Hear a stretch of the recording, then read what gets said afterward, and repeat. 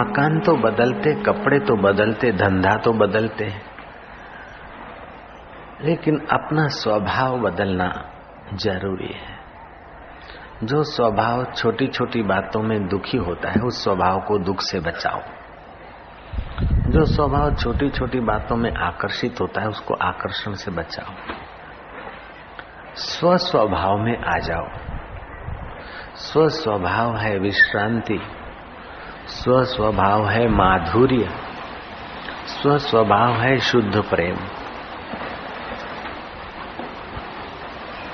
1000 वर्ष की समाधि करो, लाख तीर्थ यात्रा करो, लाख उपवास करो, लेकिन अपने चित्त को, अपने स्वभाव को नहीं बदला। थोड़ा बहुत ठीक है, लेकिन पूर्ण जीवन का दर्शन नहीं होगा। बीज अपना स्वभाव बदलेगा तो वृक्ष होगा, जीव अपना स्वभाव बदलेगा तो शिव होगा।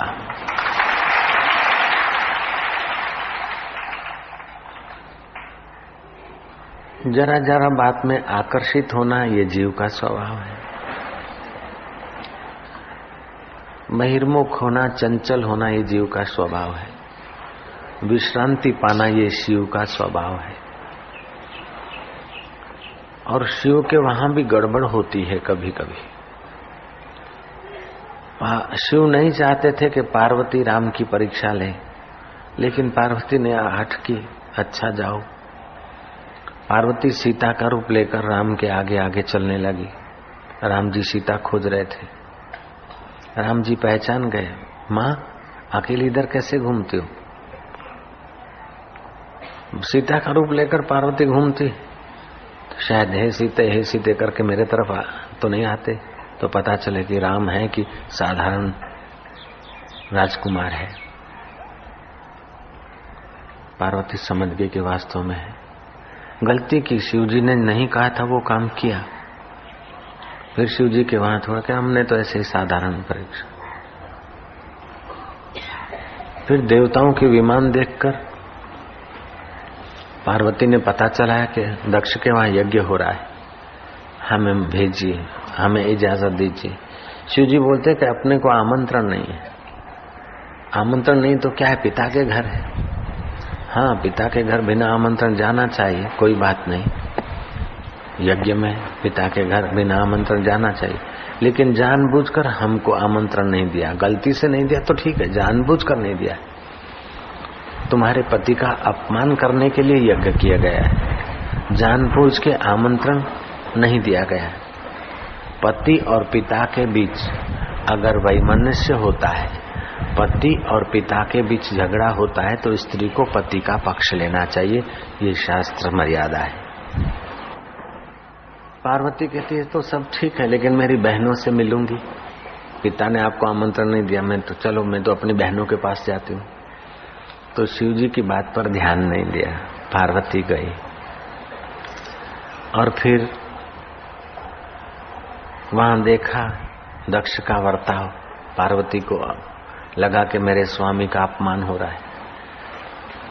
जो पिता अपने हमारे पति का, शिव का, एक बार शिव कहने से मंगल हो जाता है, पार्वती कहते, ऐसे मंगल स्वरूप मेरे शिव का अनादर करने के लिए यज्ञ किया, ऐसे पिता की पुत्री कहलाना मेरे लिए शर्म की बात है। योग अग्नि से अपना शरीर जला दिया। शिव जी की इच्छा नहीं थी जाए, फिर भी गई। तो शिव जी क्या किए? तीसरी आंख खोले, त्रिशूल उठाया ना, शंकर सहज स्वरूप संभारा। सहज स्वरूप क्या है? शांति। शंकर सहज स्वरूप संभारा, लागी समाधि अखंड अपारा। वो समाधि लगी अखंड अपार। सहज स्वरूप विश्रांति है। काम करने के पहले शांति होती है, काम करने के बाद शांति होती है। तो काम भी ऐसा करो कि जब चाहो तब परमात्मा शांति पा सको। इसमें किसी को भी शंका है तो पूछ सकता है, काम करने के पहले शांति होती कि नहीं, और काम करने के बाद भी शांति चाहता है तो काम भी उस शांति में डूबने के लिए, ईश्वर प्रसन्नता के लिए, आत्म उन्नति के लिए काम होना चाहिए। काम करने के पहले शांति, काम पूरा होने के बाद शांति, तो काम भी उस शांत में स्थिर होने के लिए हो तो वह काम निष्काम हो जाता है। हम जो चाहते वो होता नहीं, जो कुछ थोड़ा होता है तो भाता नहीं, और जो चीज भाता है वो टिकता नहीं। एक प्राकृतिक नियम है, जो चाहते हैं वो सब होता नहीं, जितना होता है वो सब भाता नहीं, और जो भाता है वो टिकता नहीं। इसमें किसी को शंका है तो पूछ सकता है, बिल्कुल सीधी बात। जो चाहते वो सब होता नहीं, जो होता है वो भाता नहीं, जो भाता है वो टिकता नहीं। तो जिससे होता है उस पर नजर रखो, जिसको भाता है उस मन को साक्षी रूप से देखो, और जो नहीं टिकता है उसको देखता है, उस न टिकने को देखने वाले को देख लो तो साक्षात्कार हो जाएगा। न टिका, जो नहीं टिका तो नहीं रहा, लेकिन जो है वो कौन है? न टिकने को भी तो कोई जान रहा है। जो न टिकाने को देखता है वो सदा टिका हुआ है। जो सदा टिका हुआ है वह जीवन है, और जो आके चला जाता है वो माया है। जो आके चला जाता है वो परिस्थिति है। दुनिया के सब लोग शत्रु हो जाएं, और कोई भूत छोड़ दे, कोई देवता हमारे पीछे छोड़ दे, कोई 1000 शत्रु छोड़ दे, लेकिन ब्रह्मज्ञानी गुरु का सत्संग सुन लिया, थोड़ा सा विचार कर लिया, सब का सब एक ही झटके में कट जाता है, देर नहीं होता।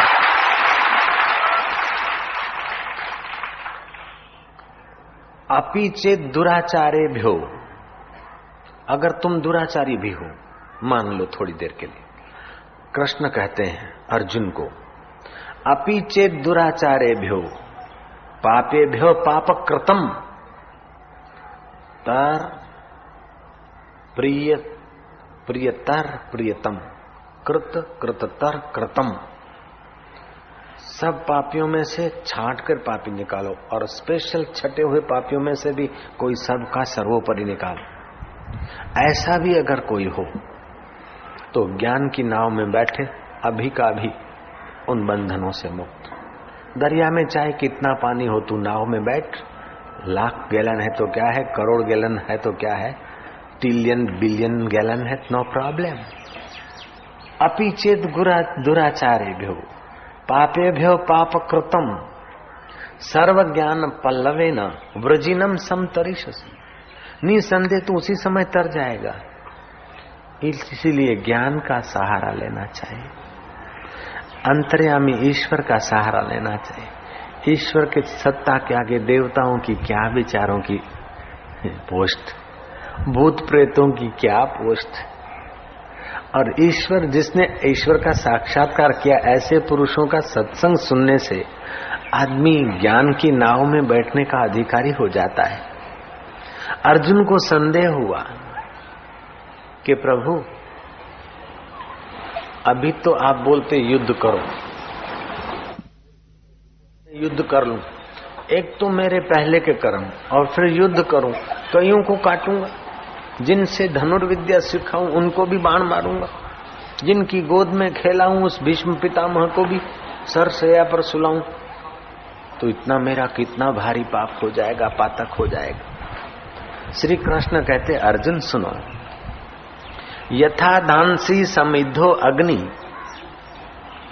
यथा धांसी समिद्धो अग्नि भस्मसात कुरुते अर्जुना, ज्ञान अग्नि दग्ध कर्माणि भस्मसात कुरुते तथा।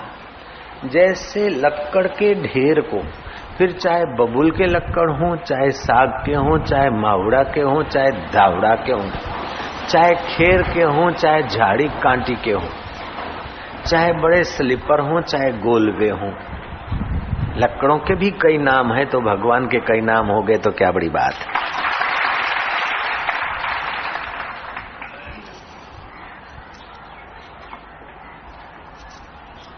तो जैसे लकड़े किसी भी प्रकार के हो, मावड़ा, धावड़ा, खेर, बबुल, गोलवा, फाचरा, जो भी हो, अग्नि जलाकर उनको भस्म कर देती, ऐसे तेरे अगले कर्म, इस जन्म के कर्म और ये धमाधम करे वो कर्म ये सब के सब जल जाएंगे। ज्ञान की अग्नि से सब स्वाह हो जाते लकड़े, जैसे अग्नि से लकड़े जल जाते ऐसे ज्ञान से तेरे कर्म जल जाएंगे। नहीं ज्ञाने न सदृशम पवित्रम ही विद्यते, ज्ञान के समान जगत में पवित्र करने वाली चीज और कोई नहीं है।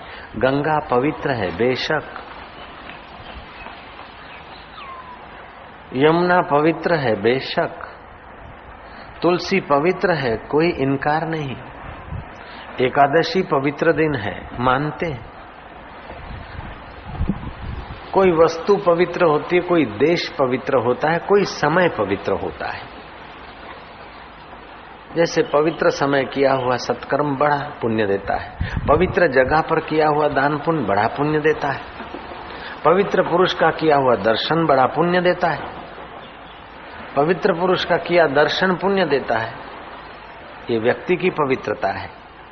पवित्र स्थान पर बैठने से शांति मिलती, ये स्थान की पवित्रता है। पवित्र देश में गंगा अथवा जहाँ ज्ञान गंगा बहती हो, उस इलाके में, उस देश में, उस वातावरण में, उस आश्रम में आने जाने से मन में पवित्रता आती। देश पवित्रता, वस्तु की पवित्रता, व्यक्ति की पवित्रता, समय की पवित्रता। प्रभात काल पवित्र समय है, उत्तरायण पवित्र समय है, जो पर्व है एकादशी, पूनम या और कोई जो पवित्र पर्व है वे भी पवित्र हैं। लेकिन इन सब से बड़े में बड़ा पवित्र है आत्मा परमात्मा का ज्ञान। वो पवित्र करने वालों को भी पवित्र करता है। गंगा लाखों लोगों को पवित्र करती है, लेकिन गंगा को भी सत्संग से पवित्र होने की जरूरत पड़ती है। इसीलिए शास्त्र ने कहा 100 काम छोड़कर भोजन कर ले, 1000 काम छोड़कर स्नान कर ले, 1,00,000 काम छोड़कर दान पुण्य कर दे, फिर मन बेईमान हो जाए, तेरे पीछे वाले क्या करे। अगर तेरे पैसों से कुछ गड़बड़ करते तो तू स्वर्ग में से हटा के नरक में धकेला जाएगा, और तेरे पैसों से अच्छा करते तो तू नरक में होगा तो स्वर्ग में ले जाएंगे। लेकिन तू अपने पैसों से, अपने समय से ऐसा कर कि न स्वर्ग रहे न नरक रहे, तू रहे और तेरा पिया रहे, ऐसा भी तू कर सकता है। तो 100 काम छोड़कर भोजन कर ले, 1000 काम छोड़कर स्नान कर ले, 1,00,000 काम छोड़कर दान पुण्य कर ले, लेकिन करोड़ काम छोड़कर हरि का ध्यान और ज्ञान पा ले। साईं अभी मेरे को जरा काम है, दान करने जाना है, अभी मत कर, पहले सत्संग और ध्यान। साईं अभी भोजन करने जाना है, स्नान किया है कि नहीं, पहले स्नान कर ले फिर भोजन। भोजन से 100 गुना महत्व स्नान को दो, स्नान से 100 गुना महत्व दान को दो, और दान से भी हजारों गुना महत्व पर ब्रह्म परमात्मा के ज्ञान और ध्यान को दो। तो फिर क्या होगा कि तुम्हारे कर्म तुमको बांधेंगे नहीं। और कभी कभी ईश्वर की कृपा समझो, प्रारब्ध बढ़िया समझो, इधर उधर रटना घूमना, किसी अच्छे पुरुष के पास पहुंचना होता है तो कोई साधारण जगह पर मन नहीं टिकता, इसको विघ्न मत समझो। और हमारे पीछे कोई शत्रु लगे ऐसा मत समझो, हमारे साथ भगवान है, जो इसकी मर्जी तेरी मर्जी पूर्ण हो। ऐसा करके भगवान को पाए हुए पुरुषों का ज्ञान, भगवान के पाए हुए पुरुषों का अनुभव अपना अनुभव बना लो, तो सारे शत्रु, सारे पाप जैसे सारे लक्कड़ आग जलाकर भस्म कर देती है, ऐसे ज्ञान की अग्नि से सारे कर्म जल के भस्म हो जाएगा।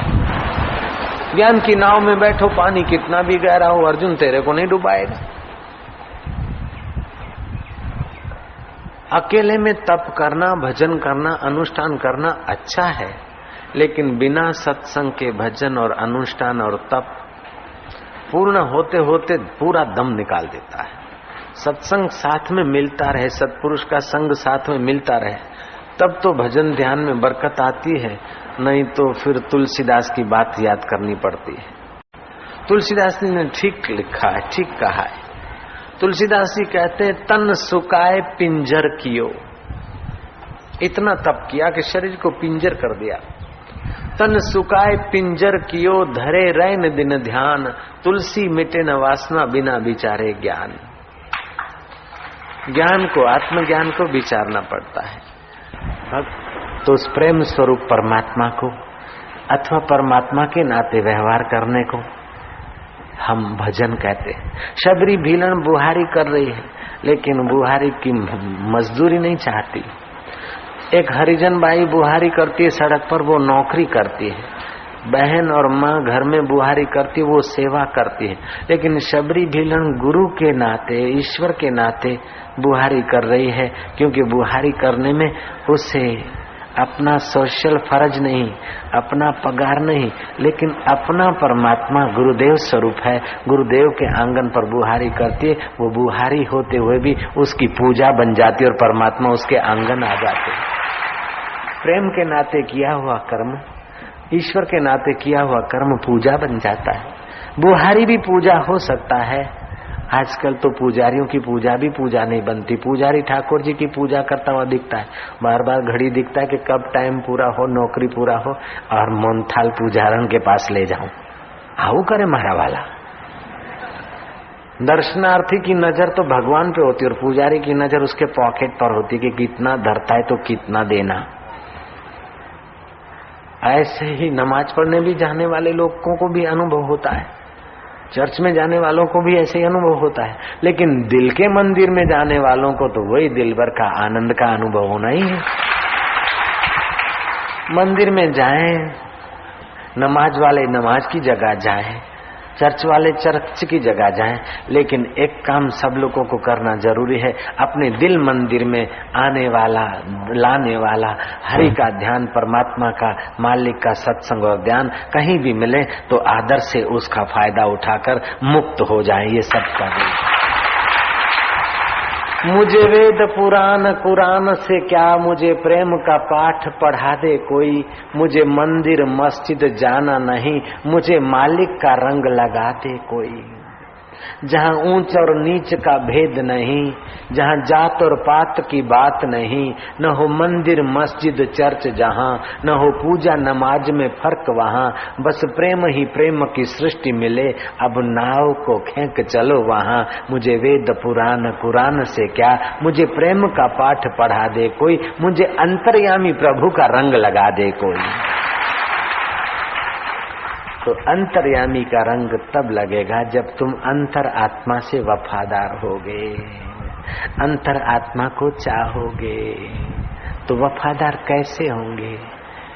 वफादार देखो, स्त्री वफादार कब है कि पति घर आए तो पति की सेवा में लग जाए।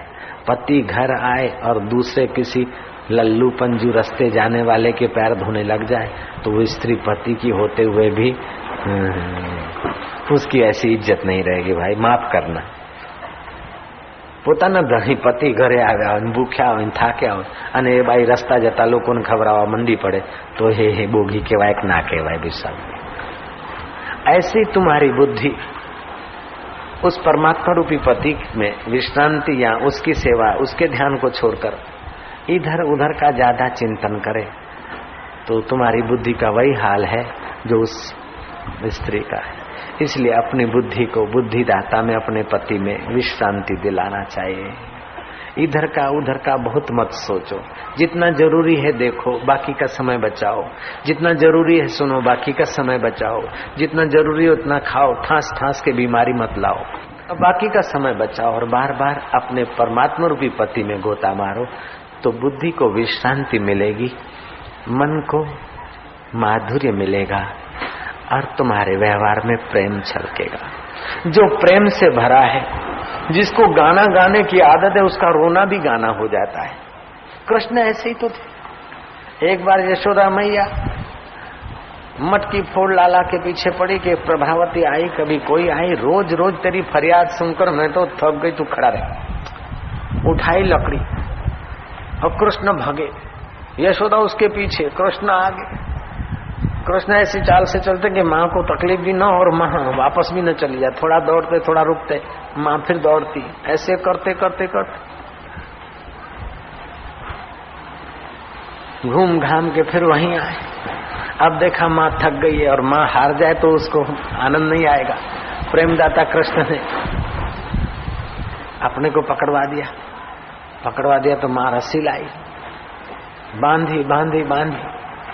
अब रस्सी माया थी तो कृष्ण को कैसे बांध सकते। देखा कि माँ निराश न हो जाए, बंध गए, उखली से बंध गए। नलकुबर जो पेड़ के रूप में नारद जी से श्रापित थे वे खड़े हैं, माँ बांध के चले और ये भाई घसीटते नलकुबर की मुक्ति। धड़ाक धूम पेड़ गिरे, मेरा लाला को क्या हुआ। देखा तो लाला हेम खेम बच गए। प्रेम जो है दूसरे का ख्याल रखता है और अपनी परवाह नहीं करता है, क्योंकि प्रेम को चोट करने वाला कौन होता है दुनिया में।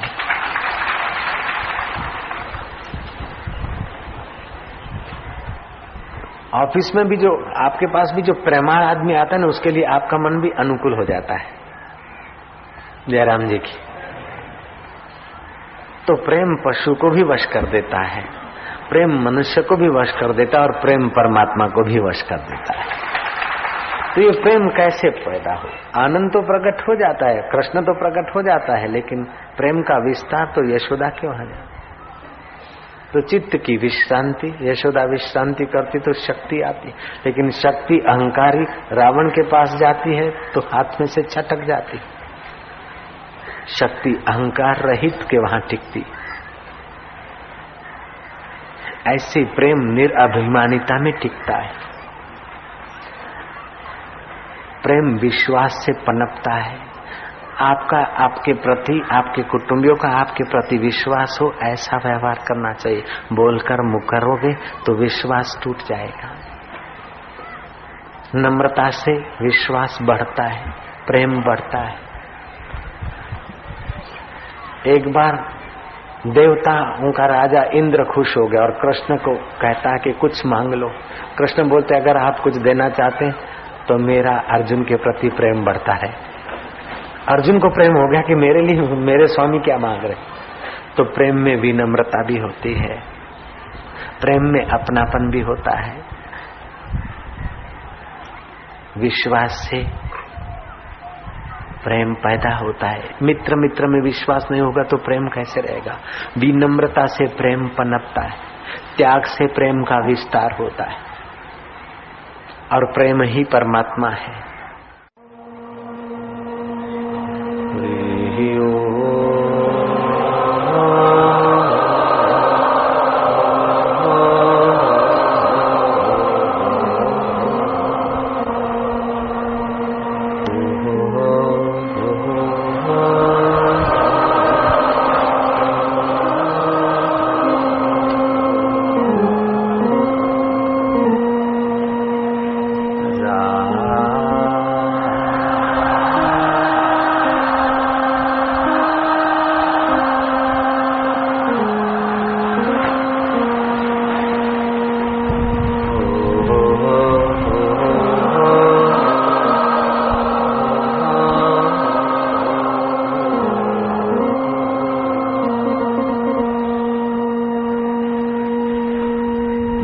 नाशन दुर्मति हरण,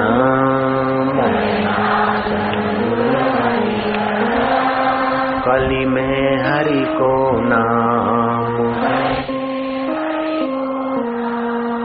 निश दिन नानक जो जपे, सफल हो वही सब काम। हरि हो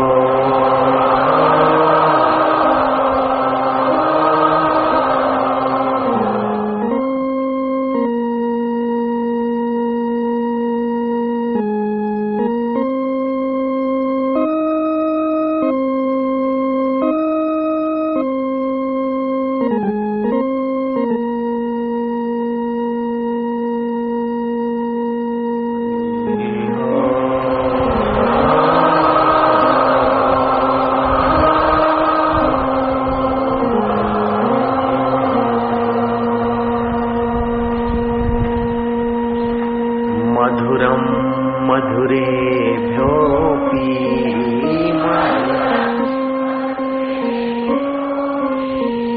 मंगलम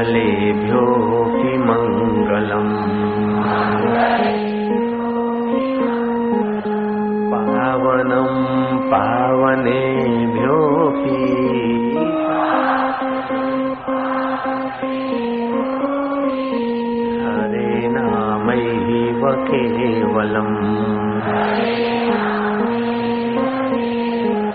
हरि हरि हो।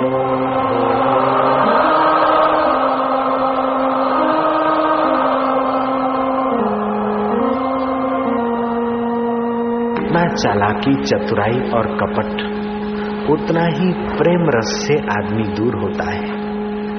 जितना सरल, सच्चा और स्नेह और भोला हृदय होता है, उतना ही प्रेम जगत में उसको जल्दी प्रवेश मिलता है। चालाई की चतुराई से, कपट से भरी पूतना धाव का रूप लेकर आती है कि ए यशोदा, तुझे ख्याल है तेरा लल्ला भूखा सोया है, तुझे घर काम है तो ला, मैं उसको स्तनपान करा देती हूँ। भोली भाली यशोदा बोलती है चलो कोई बात नहीं, तुम ही करा लो। उस जमाने में ऐसा होता होगा। पूतना कृष्ण को स्तनपान कराती है, जहर लेकर आई, लेकिन धाव का रूप लेकर कृष्ण ने देखा कि मैं अकाल, अजन्मा और मुझे मारने आई तो मैं तेरे ही प्राण खींचे लेता हूँ। कृष्ण ने प्राण तो खींच लिए, लेकिन हृदय में वैर नहीं रखा। जो गोलोक यशोदा को दिया, वही गोलोक जहर पिलाने वाली पूतना को दिया। बताओ दुनिया में ऐसा भगवान कहाँ मिलता है? भगवान और जहर पीकर मुक्ति देने वाला भागवत का भगवान जिस देश में है, उस देशवासियों को हजार हजार धन्यवाद। नारायण नारायण नारायण।